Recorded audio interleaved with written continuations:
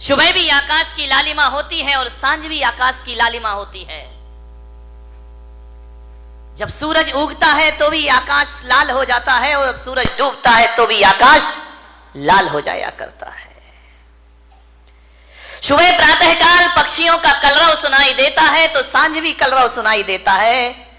फर्क कितना होता है कि सुबह की लाली उठाने का काम करती है और शाम की लाली सुलाने का काम किया करती है। और सुबह के पक्षियों का कलरव जो हुआ करता है वह घोंसलों को छोड़कर बाहर निकलने का होता है और शाम का जो कलरव होता है वह घर वापस लौटने का कलरव होता है। ध्यान रखें, सुबह सुबह पक्षी चहचहाते हैं, कलरव करते हैं, आकाश में पंख फैलाते हैं।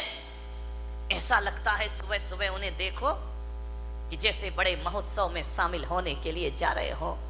पक्षियों के जीवन में कितना आनंद है, कितना संगीत है। पक्षियों के जीवन में प्रातःकाल इतना आनंद हुआ करता है।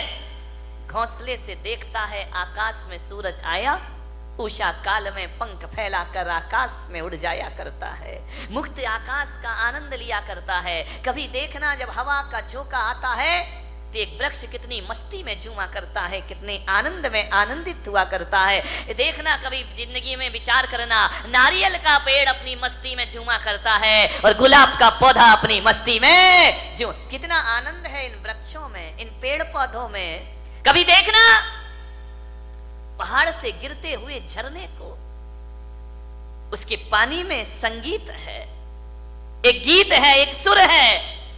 बड़े संगीत के साथ पानी झरना बनकर के धरती पर गिरा करता है। बड़ा आनंद है। कल कल निनाद करती नदी को देखना, कितना आनंद है उस नदी में। अपनी मस्ती में रहती है, अपनी मौज में रहा करती है। चिड़िया आनंदित है, पशु पक्षी आनंदित है। एक गाय का बछड़ा जब दौड़ करके रंभाता हुआ मां के पास आता है, इतना आनंद उस बछड़े में हुआ करता है। मान्यवर, मैं आपसे निवेदन करने जा रहा हूं कि पेड़ पौधे आनंदित है, नदी आनंदित है, तालाब आनंदित है, झरने आनंदित है। कितना आनंद है इस संसार में। सुख ही सुख है मेरे भाई। विचार करिए आप, प्रकृति का कण कण आनंद में जी रहा है। आसमान आनंदित है। जब रात होती है ना तो हजारों सितारों को आसमान लेकर धरती पर अपना सौंदर्य का रूप दिखाया करता है। आकाश में चंद्रमा चमका करता है। ध्यान रखिए, ज्यों ज्यों रात गहरी होती है आकाश का सौंदर्य बढ़ते चला जाता है, बढ़ते चला जाता है। आकाश आनंदित है, धरती आनंदित है, नदियां आनंदित है, पेड़ पौधे आनंद में जी रहे हैं, पशु पक्षियों के जीवन में आनंद है। अफसोस है आदमी के चेहरे पर आनंद दिखाई नहीं दिया। आदमी क्यों निराश है? आदमी क्यों उदास है? आदमी को ऐसा क्या हो गया है? एक चींटी भी जीना चाहती है, एक नासमझ जानवर भी जीना चाहता है, पर आदमी को क्या हो गया? ये मरने के षड्यंत्र रचा करता है, ये मरने की तैयारी किया करता है। आज तक किसी जानवर के मुख से ना सुना होगा कि हे भगवान हमें उठा ले, लेकिन आदमी के मुख से तो कई बार सुना है कि अब इस जिंदगी को जिया नहीं जाता, हे भगवान मुझे इस जीवन से उठा ले, इस जीवन से मुक्ति दे दे। क्या घट जाता है हमारे जीवन में ऐसा? आदमी मृत्यु के षड्यंत्र क्यों रचता है? ये आदमी अपनी ही हत्या करने के लिए तैयार क्यों है? मान्यवर, अपने ही जीवन से लाचार हो गया ये इंसान, अपने आप का दुश्मन बन गया। अभी तो ये सुना था कि दूसरे दुश्मन हुआ करते हैं, हम ही अपनी जिंदगी के दुश्मन खुद बनकर के तैयार हो गए हैं। अपने जीवन से अपने आप को खतरा हो गया। कभी आपने सुना किसी भैंस ने आत्महत्या की हो? सुना? कभी विचार किया है? कभी आप अखबार में पढ़ने को मिला है कि आज एक भैंस ने गुस्से में आके आत्महत्या कर ली है? कोई जानवर आत्महत्या नहीं करता है। किसी भी जानवर को समय से पहले मौत को बुलाते हुए आपने ना देखा होगा। कोई देवता समय से पहले मरने का नहीं सोचा करते हैं। नार की सोच भी ले तो मर नहीं सकते हैं। आदमी को क्या हो जाता है कि क्यों जीवन से हार गया? थोड़ी सी प्रतिकूलताएं आई और आदमी जिंदगी से हार जाता है। नहीं मेरे भाई, समस्याएं किसके जीवन में नहीं होती हैं? राम के जीवन में समस्या थी, थी, महावीर के जीवन में समस्या थी, कृष्ण के जीवन में समस्याएं थी, जीसस के जीवन में समस्याएं थी, आचार्य शांति सागर के जीवन में समस्याएं थी, आचार्य कुंद कुंद के जीवन में समस्याएं थी। समस्याएं किसके जीवन में नहीं होती है? ऐसा कोई है? समस्याओं से रहित जीवन नहीं होता, ध्यान रखिए। और हकीकत में देखा जाए तो समस्याओं का नाम ही जिंदगी हुआ करता है। आसानी से जिंदगी मिल जाए तो जीने का मजा खत्म हो जाएगा। एक बात बताइए, यदि समस्याएं नहीं हो तो फिर जीने का मजा क्या है? जिंदगी जिंदा दिली का नाम है, मुर्दा दिल क्या खाक जिया करते हैं। ध्यान रखिए, जिंदा दिल बनिए। मान्यवर, दुख इस बात का नहीं है कि आदमी मर जाता है, दुख तो इस बात का है कि जिंदा रहकर भी आदमी जिंदा नहीं रह पाता है। वह मरा मरा सा जीवन जीता है, वह मरे हुए सी जिंदगी जिया करता है। विश्वास पैदा करो अपने आप पर, जिंदगी से हार मत मानिए। जिंदगी मिली है, मालूम है ये मानव का तन मिला है, शास्त्रों में कहा है, ग्रंथों में कहा है 84 लाख शरीर छोड़े हैं तब जाकर ये मानव का शरीर तुमको प्राप्त हुआ है। 84 लाख योनियों में हमारा जन्म हुआ है। कितने जन्म हम नाली के कीड़े बने होंगे, कितने जन्म पक्षी बने होंगे, कितने जन्म हम कीचड़ में कीड़ों की तरह रेंगे होंगे। हर जन्म में हमने प्रार्थना की होगी ईश्वर से कि हे ईश्वर एक बार मुझे मनुष्य का चोला प्रदान कर दे, हे ईश्वर एक बार मुझे मनुष्य का तन प्रदान कर दे। इसलिए आत्महत्या करने के लिए नहीं, जिंदगी की अंतिम सांस को पूरी ईमानदारी से जीने का प्रयास करिए। अंतिम सांस भी पूरी जिंदा दिली के साथ जिएंगे। क्यों हार जाता है आदमी? जैसा विचार करिए, सोचना। ऐसे ही नहीं मिल गया मनुष्य का जीवन, बहुत मेहनत की है इसके लिए। मनुष्य का जीवन मिला, ऊंचा कुल मिला, अच्छी खानदान मिली, दिमाग मिला, बुद्धि मिला, शरीर मिला, फिर भी इस जिंदगी से हाथ धोते हो आप। अब तो घबरा के कहते हैं कि मर जाएंगे, अब तो घबरा के कहते हैं कि मर जाएंगे। और मरकर भी घबरा गए तो फिर बताओ अब किधर जाएंगे? दूसरा हमारे पास कोई रास्ता है नहीं। जिंदगी मिली है, अच्छे से जियो, तरीके से जियो, सलीके से जियो। बहुत कम जीवन मिला है, इसे उदासियों में मत गुजारिए। जिंदगी भीख में नहीं मिलती, जिंदगी बढ़ के छीनी जाती है। जिंदगी भीख में नहीं मिलती, जिंदगी बढ़ के छीनी जाती है। अपना हक संग दिल जमाने से छीन पाओ तो कोई बात बने। सर झुकाने से कुछ नहीं होगा, सर उठाओ तो कोई बात बने। पोंछे करे अश्क अपनी आंखों के, मुस्कुराओ तो कोई बात बने। मुस्कुराओ तो कोई बात बने। उदास मत जियो, जिंदगी को बड़े आनंद के साथ जीने का प्रयास करो। विपत्तियां, संकट, दुख किसके जीवन में नहीं आते हैं? सबके जीवन में आते हैं। मुश्किलें आती हैं, परेशानियां आती हैं, विपरीत वातावरण बनता है, लेकिन जीने की आस मत छोड़िए। जलजले आते हैं, तूफान आते हैं, उड़ीसा में चक्रवात आता है, गुजरात में भूकंप आता है, हजारों लोग बेघरबार हो जाया करते हैं। लेकिन एक बात ध्यान रखो बारामती वालों, इतने बड़े भीषण आंधी तूफान के बाद, भूकंप के बाद भी जो आदमी जिंदा रहता है वो अपना उजड़ा हुआ आशियाना फिर से बना लिया करता है, वो अपना घर फिर से निर्माण कर लेता। क्या हुआ? जिंदगी कितनी बार छीनेगी, फिर बना सकते हैं। अगर हौसले बुलंद हो तो आंधियों में चिराग जला करते हैं। ध्यान रखिए, आज समस्या है बहुत बड़ी। आदमी अपने जीवन का दुश्मन हो गया है, अपनी ही जिंदगी का दुश्मन हो गया ये इंसान। शहरों में बड़े बड़े व्यापारी आत्महत्या कर रहे हैं, महानगरों में व्यापारी आत्महत्या कर रहे हैं, गांव में किसान आत्महत्या कर रहा है, घरों में किशोर आत्महत्या कर रहे हैं, महिलाएं आत्महत्या कर रही हैं। थोड़ा सा निराशा हुई, थोड़ा सा मन का नहीं हुआ, थोड़ा सा प्रतिकूल वातावरण हुआ और आदमी मरने को तैयार है। और एक बात बताओ, बारामती के लोगों से मेरा निवेदन है, इस पंडाल में ऐसा कोई व्यक्ति बैठा है जिसने आज तक आत्महत्या का विचार ना किया हो? है कोई महान आत्मा? मैं दर्शन करना चाहता हूं। एक बार भी पूरी जिंदगी में मरने का विचार नहीं। महिलाओं तुम्हारी तो जय हो पंचम काल की।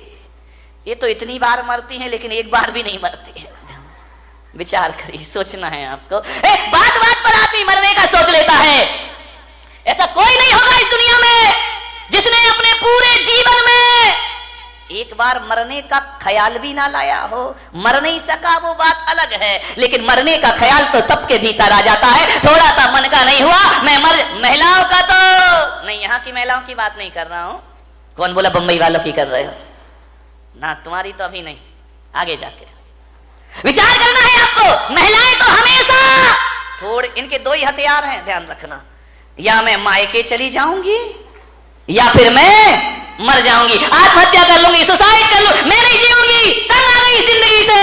महिलाओं से मैं बात बात पे आत्महत्या के विचार मत बनाइए, मरने के विचार मत बनाइए। ध्यान रखिए, विचार करिए आप, बहुत अशुभ विचार है। भगवान महावीर कहते हैं कि मरने के विचार भाव हिंसा कहलाया करती है, और भाव हिंसा को द्रव्य हिंसा से भी बड़ा पाप माना जाता है। अरे दैहिक हिंसा उतनी खतरनाक नहीं होती है जितनी वैचारिक। इससे बड़ी क्या हत्या, दूसरों की हत्या करना भगवान महावीर ने पाप कहा है। एक इंद्रिय जीव को भी मारना भगवान महावीर ने पाप कहा है। अरे एक बात याद रखना, मेरे महावीर कहा करते हैं, अरे दूसरों की हत्या करना पाप है, लेकिन अपने आप की हत्या करना महापाप हुआ करता है। इससे बड़ा दूसरा कोई पाप, दूसरों की हत्या करना तो पाप ही है, अपनी करना महापाप हुआ करता है। इसलिए भगवान महावीर ने एक प्यारा सा सूत्र दिया है। भगवान महावीर ने 4 शब्द इस इंसान को दिए हैं। अरे वो 4 शब्द नहीं, 4 वेद हुआ करते हैं, वो 4 आर्य सत्य हुआ करते हैं, वो महावीर के 4 शब्द। ध्यान रखना, इनसे बड़ा ना कोई आगम होता है, ना शास्त्र होता है, ना पुराण होता है। महावीर ने इस दुनिया को केवल 4 शब्द दिए हैं। महावीर ने इतना ही कहा है, इस मानव जीवन को सफल करना है तो 4 सत्य में जियो। वो 4 सत्य है, वो 4 वेद है, वो चारों धाम की यात्रा है। वो 4 शब्द इस धरती को दिए, जियो और जीने दो। इससे बड़ा कोई धर्म ग्रंथ नहीं हुआ करता है, इससे बड़ा कोई शास्त्र नहीं हुआ करता है, इससे बड़ा कोई आगम नहीं हुआ करता है। न वेद है, न पुराण है, न कुरान है।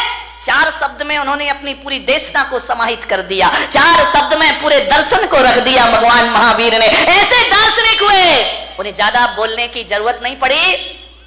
भगवान महावीर से पूछा गया कि आप बताइए एक सेंटेंस में धर्म का सार क्या है, तो महावीर ने कहा जियो और जीने दो। ध्यान रखिए, सारी दुनिया समा गई इसमें, सारे ग्रंथ समा गए इसमें।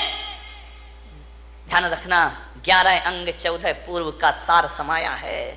ये इतना साधारण अक्षर नहीं है, इतने साधारण शब्द नहीं है कि बैनरों पर लिखवा दिए जाएं और हमारी इतिश्री हो जाए। ध्यान रखिए, जियो और जीने दो।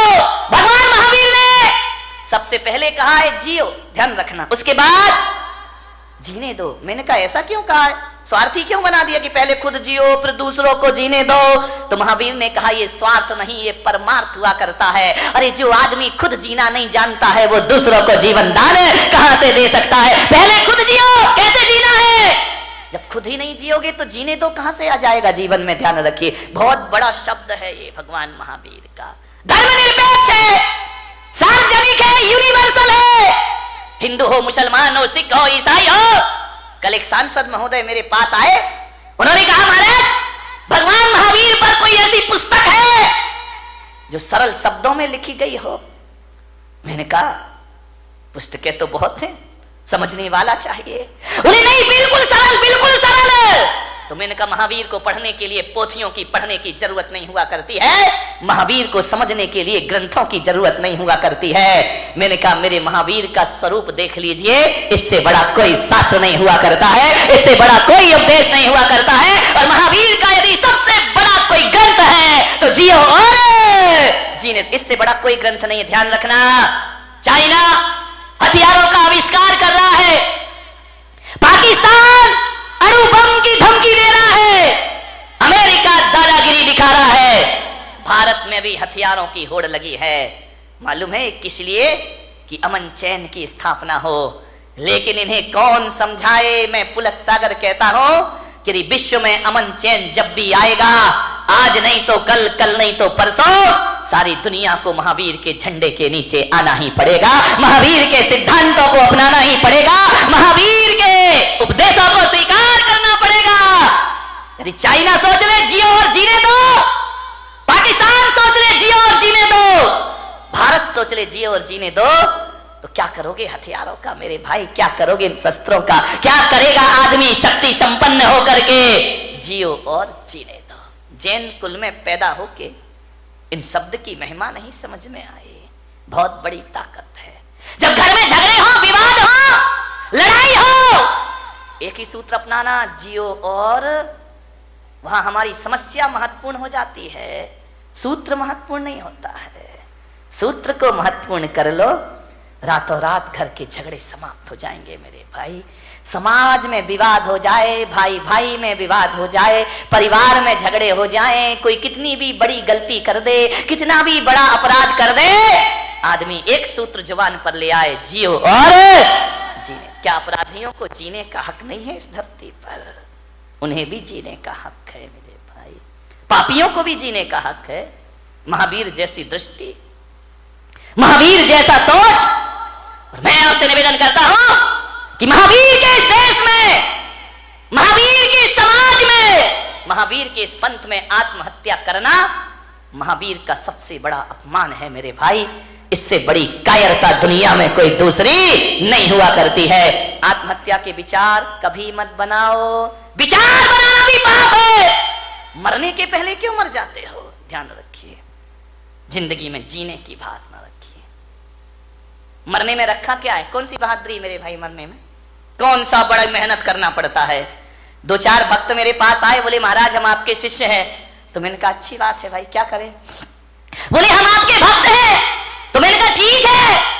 बोले आप आदेश करो। मैंने कहा क्या आदेश करूं? बोले जो आप कहोगे वो काम हो जाएगा। मैंने कहा तू मेरा शिष्य बन के क्या करेगा? बोले आपके लिए अपनी जान दे दूंगा, सब कुछ अर्पित है आपके लिए, तन अर्पित है, मन अर्पित है, जीवन अर्पित है। मैंने कहा जीवन नहीं चाहिए मुझे, तन नहीं चाहिए मुझे, मन नहीं चाहिए मुझे। तो बोले महाराज आपको क्या चाहिए? मैंने कहा मैं अपने भक्तों में, ऐसे भक्तों को, ऐसे लोगों को मैं अपना भक्त नहीं बनाता हूं जो मेरे लिए जान देने को तैयार है। अरे मेरे लिए मरने को तैयार मत रहो। सच्चा भक्त यदि मुझ पे मर जाएगा तो वो सच्चा भक्त नहीं होगा। अरे महावीर भगवान को मरने वालों की जरूरत नहीं, महावीर भगवान को तो जीने वालों की जरूरत हुआ करती है। धर्म के नाम पर जियो मेरे भाई, धर्म के नाम पर मरो मत। महावीर ने नहीं कहा कि धर्म के नाम पर मरना, महावीर ने तो कहा है धर्म के नाम पर जीना। मरना कोई बहादुरी का काम नहीं है, 2-5 मिनट का काम है। एक फंदा लगाया, आंखें बंद की, 2 मिनट में जिंदगी खत्म। एक बंदूक लगाई, जिंदगी खत्म। गला घोट लिया, जिंदगी खत्म। मरना कौन सी बहादुरी है? मरने में टाइम कितना लगता है? 1 मिनट, 2 मिनट, 5 मिनट। मिट्टी का तेल डाला, आग लगाई, मर गए।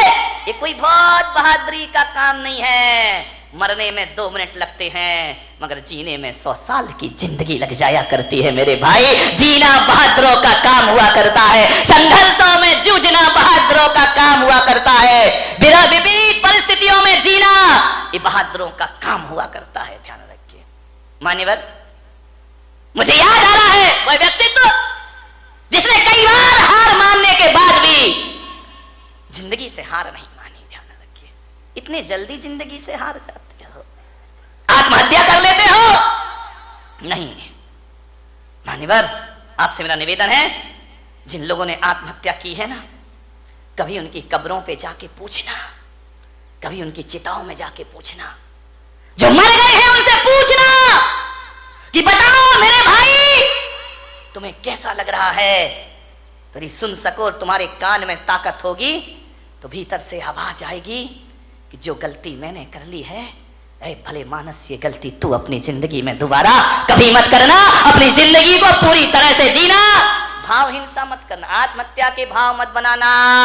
महिलाओं से खासकर निवेदन है, सबसे ज्यादा आत्महत्याएं महिलाएं किया करती हैं, सहन शक्ति से बाहर हो जाता है। आत्महत्या के भाव मत बना, ये तो बात बात पे बनाती हैं आत्महत्या के भाव। पति ने काम नहीं सुना, सुनो जी तुमने ये नहीं किया मैं मर जाऊंगी। अरे उसने काम नहीं किया तुम मर जाओगी, सड़े से काम में मर जाओगी। मरो मत। भगवान महावीर कहते कि मरने के भाव यदि बना लिए, एक बात ध्यान रखना, एक द्रव्य हिंसा होती है, एक भाव हिंसा होती है। यदि आपने भाव बना लिए तो जैन आगम कहता है कि जिस समय आप कह रहे हो मैं मर जाऊंगी या मैं मर जाऊंगा, उस समय यदि आयु कर्म का बंद हो जाए, फिर आप मरे या ना मरे, आपकी दुर्गति जरूर होने वाली है, कोई बचाने वाला नहीं है। फिर मरो या ना मरो, ऐसे भाव बना लिए और आयु कर्म का बंद हो गया तो नरक गति के पात्र बना करते हो। ध्यान रखिए, नरक जाने का द्वार खुल जाता है। अपनी हिंसा सबसे बड़ा पाप है। आत्महत्या के भाव से आयु का बंद हो जाए तो नरक मिला करता है। अति संक्लेश भावते मरो, घोर शुभ्र सागर में पड़ो, नरकों की जिंदगी हो जाएगी। क्या समझते हो कि मरने के बाद समस्याओं का अंत हो जाएगा? अरे मेरे भाई, आत्महत्या तो खुद एक समस्या हुआ करती है। आत्महत्या से समस्याओं का अंत नहीं हुआ करता है, जीवन का अंत नहीं हुआ करता है। चिताओं के बाद एक जिंदगी फिर जीना है, हमें ध्यान रखिए।